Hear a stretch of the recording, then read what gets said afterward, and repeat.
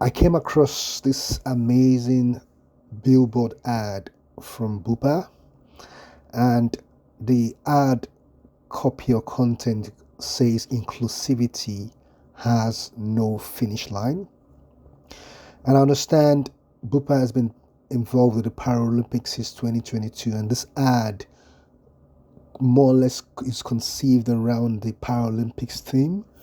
But it just also got me thinking. I was just trying to understand also what model or what maybe cognitive model or what model could help us understand this ad. And by using the model, we'll be able to delve deeper and get a clearer picture of this content and this concept. And also, I think firstly, I want to say kudos to the creative agency. I think they call Tinkerbell, based in Australia, that conceived and delivered this campaign. It's an amazing ad. But looking at the ad, inclusivity has no finish line. And I got to think of the right model, the right cognitive model, or the right framework to help us understand how this can be developed or how this was developed. And I think what is glaring in this ad is just how it's simple, but it's also powerful. And what comes to mind is the conceptual metaphor theory by George Lakoff.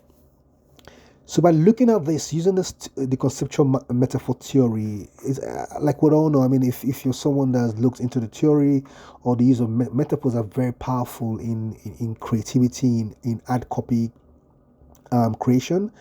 And you can see that there's a bit of a mapping. So you can see the issue of inclusivity.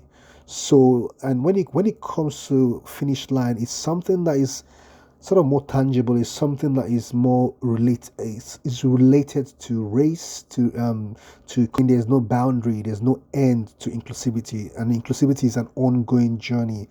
But try to analyze this ad from the frame of conceptual metaphor theory. It just clearly shows that there's a bit of a mapping. That inclusivity is an abstract concept.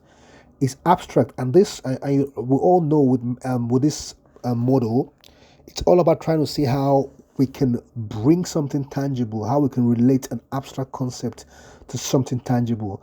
And in this case, inclusivity is somewhat abstract. But by trying to connect that using the vehicle of race or journey, it makes inclusivity quite tangible. So it becomes a tangible concept as opposed to just something abstract. And it also explains the continuous process. It tells you inclusivity is never a destination. Inclusivity in terms of bringing everyone in, regardless of our abilities, regardless of you could also expand this to also include things like race, people's ethnicity, people's language.